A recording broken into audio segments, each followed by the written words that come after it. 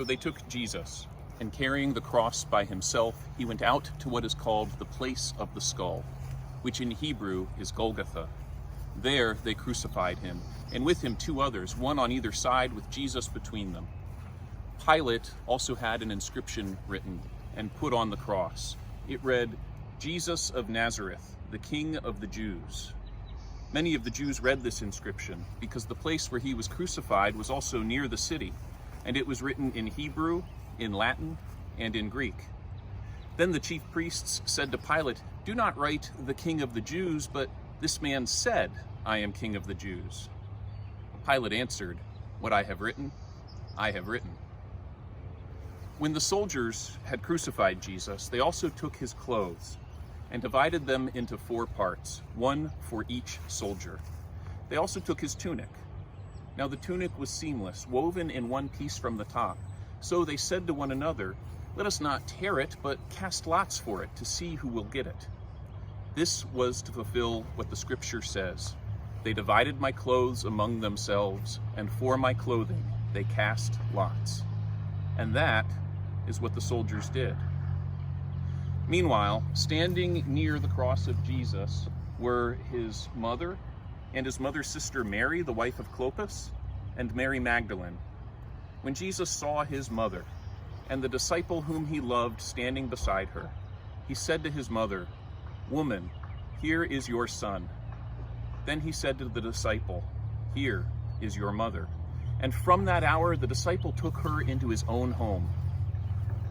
After this, when Jesus knew that all was now finished, he said, in order to fulfill the scripture, "I am thirsty." A jar full of sour wine was standing there, so they put a sponge full of the wine on a branch of hyssop and held it to his mouth. When Jesus had received the wine, he said, "It is finished." Then he bowed his head and gave up his spirit.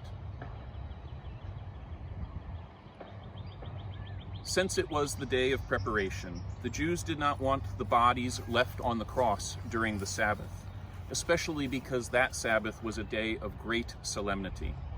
So they asked Pilate to have the legs of the crucified men broken and the bodies removed.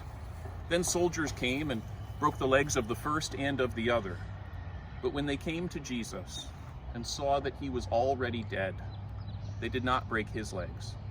Instead, one of the soldiers pierced his side with a spear.